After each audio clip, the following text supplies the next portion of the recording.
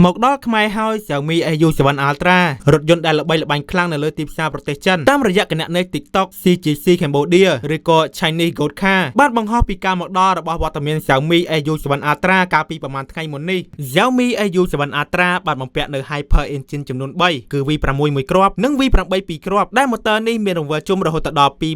27200 ជុំក្នុង1នាទីផងដែរ Hyper Engine មិនមែនសំដៅទៅដល់ម៉ាស៊ីនចំហេះក្នុងឡើយគឺគេចង់សំដៅទៅដល់ motor អគ្គិសនីជំនាន់ថ្មីរបស់ Xiaomi ដែល motor ទាំង3នេះអាចមានលទ្ធភាពផលិតកម្លាំងសេសបានរហូតដល់ 1500 សេសនិងមានកម្លាំងរមួលរហូតដល់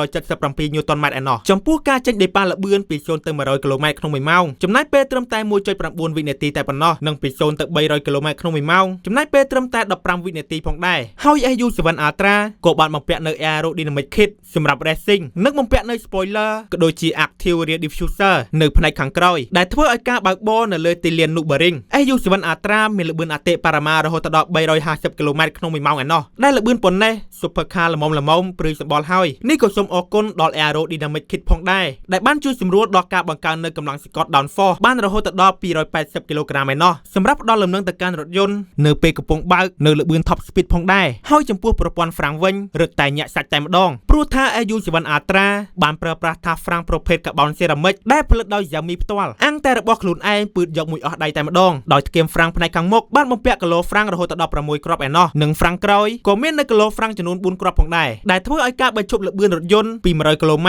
មកនៅនឹងថ្កល់គឺមានចម្ងាយត្រឹមតែ30 ម៉ែត្រប៉ុណ្ណោះដែលចម្ងាយប៉ុណ្នេះពិតជាវ៉ាវមែនទែន AU7 Ultra បានប្រើប្រាស់នៅវត្ថុធាតុដើម Carbon Fiber យ៉ាងទូលំទូលាយមិនថា interior ខាងក្នុងក៏ដូចជាដំបូលផ្នែកខាងលើដើម្បីបានទម្ងន់មួយដែលស្រាលធ្វើឲ្យ AU7 Ultra មានទម្ងន់ត្រឹមតែ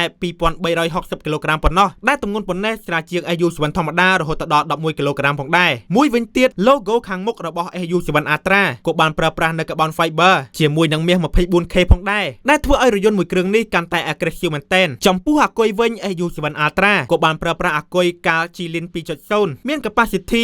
93.7 kW ម៉ោងអាគុយមួយនេះមាន discharge រហូតដល់ 16C ដែលមានសមត្ថភាពអាចផ្ដល់ថាមពលដល់ motor អគ្គិសនីបានរហូតដល់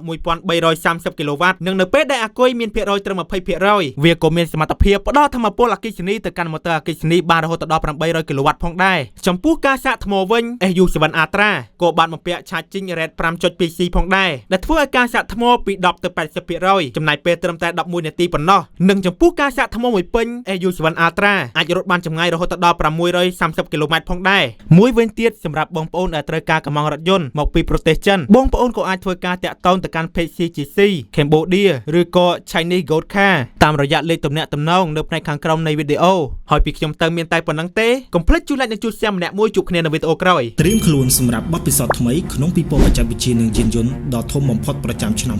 2025ទស្សនាអំពីការវិវត្តនៃអាជីវកម្មបែបបច្ចេកវិទ្យាចុងក្រោយបង្អស់និងយានយន្តដ៏ទំនើបក្នុងក្តីស្រមៃរបស់លោកអ្នកជួបគ្នានៅថ្ងៃទី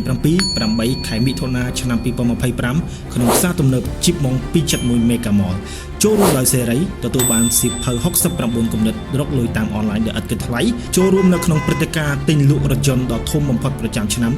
ទស្សនាវេទិកា Tech Show ដែលធ្វើបទបង្ហាញដោយអ្នកជំនាញល្បីៗផ្នែកបច្ចេកវិទ្យានៅក្នុងប្រទេសកម្ពុជា